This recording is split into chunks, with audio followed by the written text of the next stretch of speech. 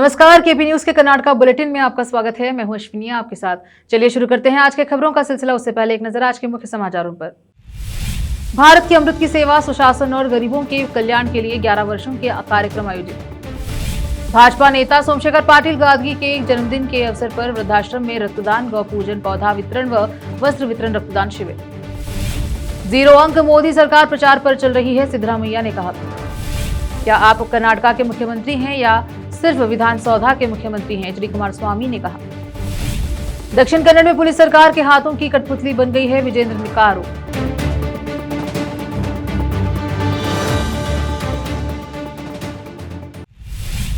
समाचारों का सिलसिला शुरू करते हुए देखते हैं समाचार विस्तार से।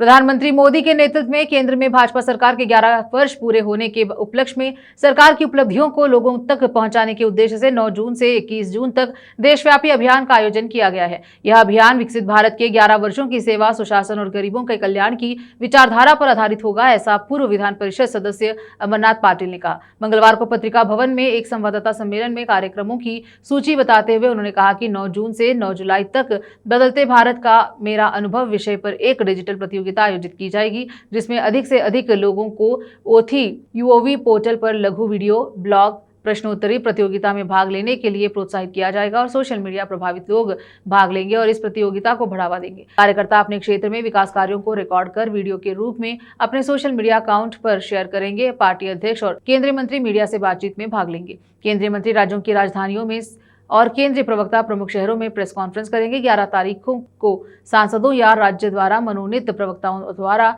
प्रेस बातचीत, 11 वर्षों में केंद्र सरकार की उपलब्धियों पर आधारित प्रदर्शनी, पूर्व केंद्रीय मंत्री भगवंत खुबा, विधान परिषद सदस्य एमजी, संवाददाता सम्मेलन में मूले, पूर्व बूढ़ा अध्यक्ष बाबूवाली, पार्टी जिला महासचिव वीरप्पा और आदे, माधव हसूरे, नेता जगन्नाथ सिरकाटनल्ली, बसवराज पवार और अन्य उपस्थित रहे। कैमरामैन पपुराज का कवरेज। 40 ಕೋಟಿ ಜನಸಂಖ್ಯೆ ಉಳ್ಳುವಂತ ಪ್ರಜಾಪ್ರಭುತ್ವದ ದೇಶದಲ್ಲಿ ಕಳೆದ 11 ವರ್ಷಗಳಲ್ಲಿ ನರೇಂದ್ರ ಮೋದಿ ಅವರ ಸರ್ಕಾರದ ಸಾಧನೆಗಳು ಕೇವಲ ಒಂದು ಪತ್ರಿಕೆಗೋಷ್ಠಿಯಲ್ಲೇ ಸೀಮಿತವಾಗಿ ಇಡಬೇಕಾದ್ರೆ ಇದು ಬಹಳ ಕಷ್ಟದ ಕೆಲಸ ಅಂತ ನಾನು ಭಾವಿಸ್ಕೊಂಡಿದ್ದೀನಿ. ಕಾರಣ ನರೇಂದ್ರ ಮೋದಿ ಅವರ 11 ವರ್ಷಗಳಲ್ಲಿ ಶಾಸಕರು, ರಾಜ್ಯಾಧ್ಯಕ್ಷರು ಎಲ್ಲರೂ, ಕೇಂದ್ರ ಮಾಜಿ ಸಚಿವರು ಎಲ್ಲರೂ ಮಂಗಳೂರಲ್ಲಿ ಹೋಗಿ ಮೀಟಿಂಗ್ ಮಾಡಿ ಅವ್ರ ಕುಟುಂಬ ಭೇಟಿಯಾಗಿ ಯಾವುದೇ ಹಿಂದೂ ಕಾರ್ಯಕರ್ತರು ಅನ್ಯಾಯ ಆಗಬಾರ್ದು, ಯಾವುದೇ ತಪ್ಪು FIR ಮಾಡಬಾರ್ದು ಅಂತ ಅದಕ್ಕೆ ಹೋರಾಟ ಮಾಡ್ತೀವಿ ಅಂತ ನಿನ್ನೆ ಕೂಡ ಅಲ್ಲಿ ಹೋಗಿ ಮಂಗಳೂರಲ್ಲಿ ಮೀಟಿಂಗ್ ಮಾಡಿದ್ದಾರೆ ರಾಜ್ಯದ ವಿಷಯ ಬಂದಾಗ. ಮತ್ತು ಸರಿ ಶುರು ಮಾಡಿ ಕೆಲವೊಂದು ನಮ್ಮ ಕೇಂದ್ರದ ಮಾಜಿ ಸಚಿವರು ಸವಿಸ್ತರವಾಗಿ ನಮ್ಮ ಮೋದಿಜಿಯವರ 11 ವರ್ಷದ ಸಾಧನೆ ಬಗ್ಗೆ ಕುಲಂಕುಷವಾಗಿ ಜಿಲ್ಲೆಗೆ ನಮ್ಮ ಪತ್ರಕರ್ತರಿಗೆ ತಿಳಿಸಿದ್ದಾರೆ. ಈ ಸಂದರ್ಭದಲ್ಲಿ ನಮ್ಮ ಜಿಲ್ಲಾಧ್ಯಕ್ಷರು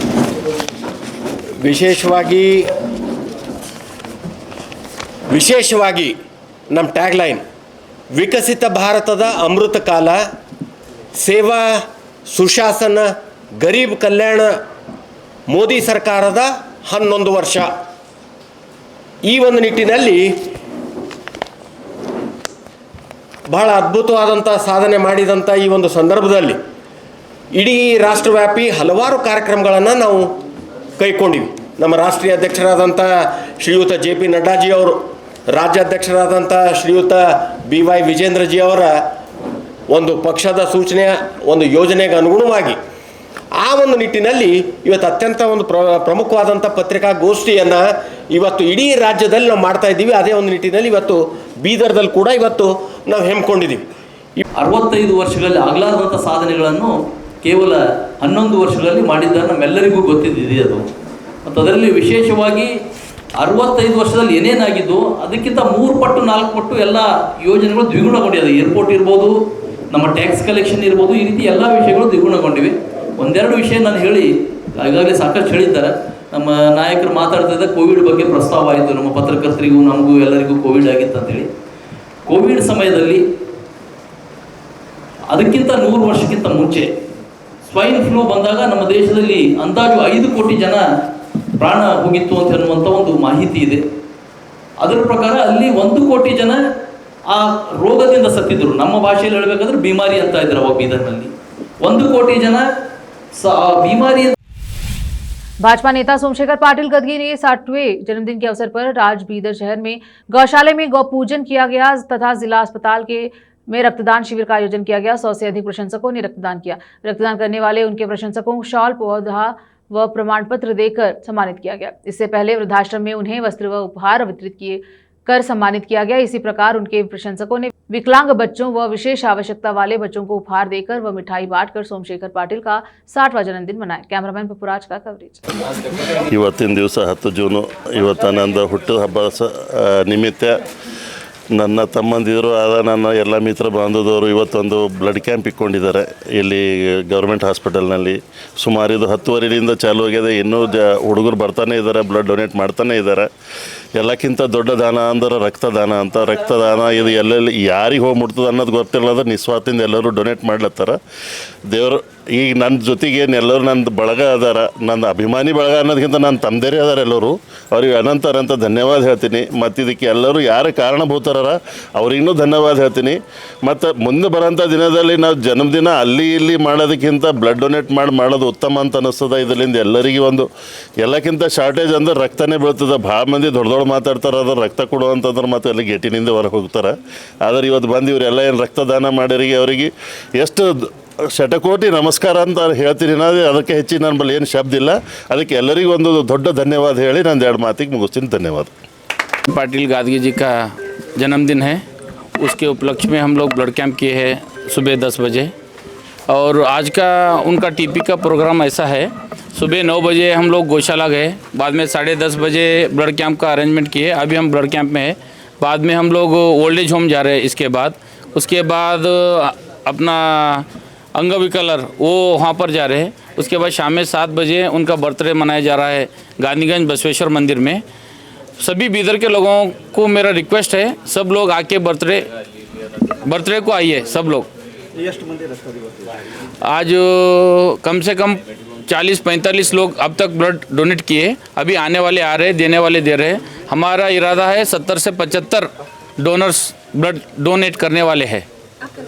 कपिल हुगार गादगी। रोकते हैं समाचारों का सिलसिला, लेते हैं छोटा सा ब्रेक।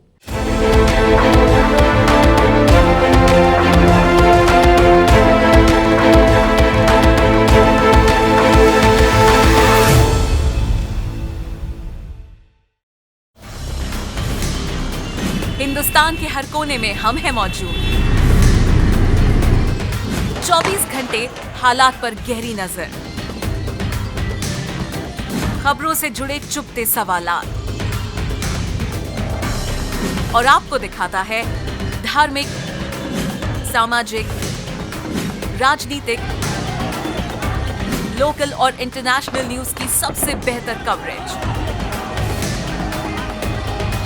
जो आपको रखती है हर पल बाखबर।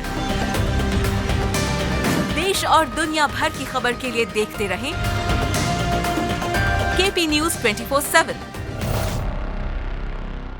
नूर एजुकेशन ट्रस्ट बीदर की ओर से चलाए जाने वाला Noor MEd and BEd college Bidar, recognised by NCTE Delhi and affiliated to Bidar University Bidar. Admission are open for the academic year 2023-24. विशेषज्ञ और सक्षम शिक्षकों द्वारा शिक्षा प्राप्त करने के लिए नूर एमएड एंड बीएड कॉलेज में दाखिला लें और शांत वातावरण में शिक्षा प्राप्त करें। बीदर शहर में बेहतर शिक्षा का एकमात्र केंद्र Noor MEd and BEd college, Shahpur gate Bidar. Phone numbers 9945283920, 8482221297। Break के बाद स्वागत है आपका, देखते हैं समाचार। केंद्र में भाजपा के नेतृत्व वाली एनडीए सरकार के 11 साल पूरे होने पर कर्नाटक के मुख्यमंत्री सिद्धरामैया ने इसे 0 अंक दिए। मैसूर में मीडिया से बातचीत में सीएम ने कहा कि एनडीए सरकार सिर्फ प्रचार पर टिकी हुई है और झूठे वादों पर सत्ता में आई है। उन्होंने मोदी सरकार द्वारा कर्नाटक के साथ किए गए अन्याय के लिए राज्य के भाजपा नेताओं की आलोचना की। सिद्धरामैया ने कहा, काला धन वापस लाने के उनके वादे का क्या हुआ? नोटबंदी से किसे फायदा हुआ? 2 करोड़ नौकरियां पैदा करने के अच्छे दिन आएंगे, वादे का क्या हुआ? गरीबी उन्मूलन में के बारे में क्या? सीएम ने कहा कि केंद्र ने वादा किया था कि किसानों की आय दोगुनी की जाएगी और उनकी समस्याओं का समाधान किया जाएगा। उन्होंने पूछा, लेकिन अगर उनकी मांगे मान ली गई तो किसानों ने साल भर तक विरोध प्रदर्शन क्यों किया? सिद्धरामैया ने कहा कि प्रधानमंत्री मोदी और उनकी पार्टी मीडिया से व्यापक प्रचार पाने में कामयाब रह रही है, जबकि 11 वर्षों में उनकी उपलब्धियां और उनका प्रदर्शन शून्य रहा।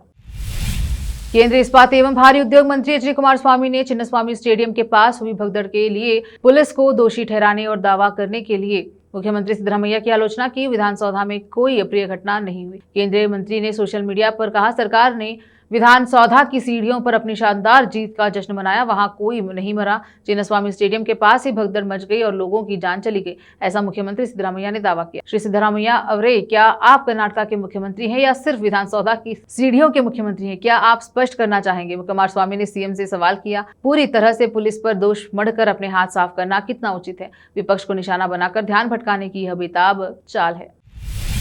कर्नाटक भाजपा अध्यक्ष और विधायक बीवाई विजेंद्र ने आरोप लगाया कि दक्षिण कन्नड़ में पुलिस कांग्रेस नीत राज्य सरकार के हाथों की कठपुतली बन गई है। मंगलूरू में जिला भाजपा कार्यालय में मीडिया कर्मियों को संबोधित करते हुए उन्होंने कहा, जिले की पुलिस को सत्तारूढ़ सरकार के दबाव आगे नहीं झुकना चाहिए। सुहास शेट्टी की हत्या के बाद के घटनाक्रमों के बाद राज्य भाजपा ने एक टीम बनाई है, जिसमें विजेंद्र विधानसभा में विपक्ष के नेता आर अशोक, विधान परिषद में विपक्ष के नेता चलवड़ी नारायण स्वामी, पूर्व सीएम डीवी सदानंद गौड़ा, विपक्ष के उपनेता अरविंद बेलाड़, सांसद कोटा श्रीनिवास पुजारी, भाजपा के राज्य महासचिव और चिकमंगलूर के विधायक सीटी रवि, विधान परिषद में विपक्ष के मुख्य सचेतक एन रवि कुमार और पूर्व आईपीएस अधिकारी भास्कर राव शामिल हैं। उन्होंने बताया कि नेताओं ने सोमवार को मंगलूरू में हिंदू नेताओं, पुलिस अधीक्षक और पुलिस आयुक्त से मुलाकात की। टीम के साथ जिले के विधायक और सांसद भी थे। कानून व्यवस्था को सख्ती से लागू करने के नाम पर जिले में पुलिस राज्य सरकार के निर्देशों का पालन करते हुए हिंदुओं नेताओं के घर में घुसकर गुंडागर्दी कर रही है, जो बेतुका है। एक महिला पुलिस कांस्टेबल ने तो हिंदू नेता के माता पिता पर अपनी पिस्तौल भी तान दी।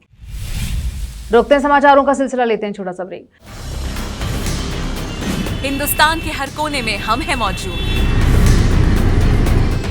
24 घंटे हालात पर गहरी नजर, खबरों से जुड़े चुपते सवालात और आपको दिखाता है धार्मिक, सामाजिक, राजनीतिक, लोकल और इंटरनेशनल न्यूज की सबसे बेहतर कवरेज, जो आपको रखती है हर पल बाखबर। देश और दुनिया भर की खबर के लिए देखते रहें केपी न्यूज 24/7। ब्रेक के बाद स्वागत है आपका, देखते हैं समाचार। बेंगलुरु के कोरमंगला इलाके में दो समूहों के बीच हुई एक भयंकर झड़प के बाद डीसीपी सारा फतीमा ने पुष्टि की है कि घटना के सिलसिले में 3 लोगों को गिरफ्तार किया गया है। उन्होंने कहा, सड़क पर हाथापाई हुई है और इसका वीडियो सोशल मीडिया पर अपलोड किया गया। अब तक 3 लोगों को गिरफ्तार कर कोर्ट में पेश किया गया। On Saturday night near the Gillis pub, when they came out in front of the road around 100 meters from the pub, there was a scuffle which was recorded and put it on the social media. We had taken up the case and we have arrested 3 members who were trying to assault the complainant. The reason for this is the girl whom we see in the video, she was trying to talk to the other guys who were there. Among the 3 accused and the complainant, the 3 of them are from Kerala, and the accused, they used to stay in Electronic City in an apartment, and they are working as a therapist, and the complainant is a team leader in a private company. So far during the investigation we have arrested and we have produced them to the court. विधानसभा में विपक्ष के नेता are Ashok ने आलोचना की है कि राज्य में पुलिस स्टेशन सरकार द्वारा नहीं चलाई जा रही है, उन्हें कांग्रेस पार्टी चला रही है। उन्होंने कहा कि जिले में हत्याओं के बाद एसपी और पुलिस कमिश्नर का तबादला कर दिया गया और पूछा कि किस कानून के तहत पुलिस द्वारा हिंदू नेताओं के घरों पर तड़के छापेमारी की जा रही है। भाजपा हिंदू कार्यकर्ताओं के साथ है और पुलिस से आग्रह किया कि वह कांग्रेस पार्टी के शूद्र नेताओं के दबाव में न आए। उन्होंने कहा कि हिंदू नेता कल्लड़का प्रभाकर भट्ट के खिलाफ भाषण देने के एक मामला दर्ज किया गया। कर्नाटक के राज्यपाल के लिए असंसदीय शब्दों का इस्तेमाल करने वाले एमएलसी इवान डिसूजा के खिलाफ मामला क्यों नहीं दर्ज किया गया। शुभांशु शुक्ला एक्सियोम 4 मिशन के तहत अंतर्राष्ट्रीय अंतरिक्ष स्टेशन जाएंगे। इस पर बोलते हुए खगोल शास्त्री आरसी कपूर ने कहा कि उम्मीद करते हैं कि एक बार फिर अंतरिक्ष में भारत का झंडा लहराने वाला है। 41 साल के बाद अब एक वो घड़ी फिर से आ गई है जब एक भारतीय अंतरिक्ष यात्री इंटरनेशनल स्पेस स्टेशन में ले जाया जाएगा। ये प्रोग्राम एक्सियम स्पेस का है, उनकी 4th मिशन है और इसमें 4 एस्ट्रोनॉट्स अंतरिक्ष में यात्रा करके इंटरनेशनल स्पेस स्टेशन में जाएंगे। इनमें जो कमांडर हैं वो नासा की एस्ट्रोनॉट पैगी विटसन हैं। इनके अलावा पोलिश एस्ट्रोनॉट हैं और एक हंगरी के एस्ट्रोनॉट हैं और जो खास एस्ट्रोनॉट जो हमारे लिए खास एस्ट्रोनॉट हैं वो हैं ग्रुप कैप्टन श्री सुभांशु शुक्ला। ये जो टीम है वहाँ करीब 60 एक्सपेरिमेंट्स कंडक्ट करेगी और इनमें से शुक्ला जी 7 एक्सपेरिमेंट्स विशेष रूप से भारत के लिए करेंगे। गगनयान भी जो करीब आज से 2 साल बाद अंतरिक्ष में भारतीय अंतरिक्ष यात्रियों को लेकर के जाएगा, तो उस लिहाज से भी एक किस्म से ये प्रिपरेटरी है। आपको याद होगा अप्रैल 1984 में जब squadron leader Shri Rakesh Sharma Russia के T-11 रॉकेट पर सवार होकर सैल्यूट 7 स्पेस स्टेशन में ले जाए गए थे अंतरिक्ष में, जो स्पेस स्टेशन रशिया का था। वहाँ वो करीब 7.25 दिन रहे। उन्होंने विभिन्न प्रकार के एक्सपेरिमेंट्स किए थे। 41 साल के बाद अब एक वो घड़ी फिर से आ गई है जब एक भारतीय अंतरिक्ष यात्री इंटरनेशनल स्पेस स्टेशन में ले जाया जाएगा। ये प्रोग्राम एक्सियम स्पेस का है, उनकी 4th मिशन है और इसमें 4 एस्ट्रोनॉट्स अंतरिक्ष में यात्रा करके इंटरनेशनल स्पेस स्टेशन में जाएंगे। पूर्व मुख्यमंत्री और विधायक लक्ष्मण सावदी जिस वाहन में यात्रा कर रहे थे वह सोमवार को अठानी तालुके के दारुर गांव के पास एक मालवाहक वाहन से टकराने के बाद दुर्घटनाग्रस्त हो गया। पुलिस ने बताया कि सावदी और दूसरे वाहन में सवार लोग सुरक्षित हैं। सावदी बेंगलुरु जा रहे थे और अपने तय कार्यक्रम के अनुसार दूसरे वाहन से निकले थे। अठानी पुलिस ने मामला दर्ज किया है।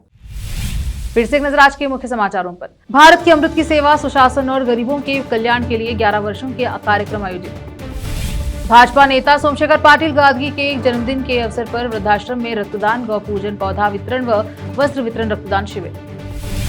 0 अंक मोदी सरकार प्रचार पर चल रही है, सिद्धरामैया ने कहा। क्या आप कर्नाटका के मुख्यमंत्री हैं या सिर्फ विधानसौधा के मुख्यमंत्री हैं, एचडी कुमारस्वामी ने कहा। दक्षिण कन्नड़ में पुलिस सरकार के हाथों की कठपुतली बन गई है, विजेंद्र ने का आरोप।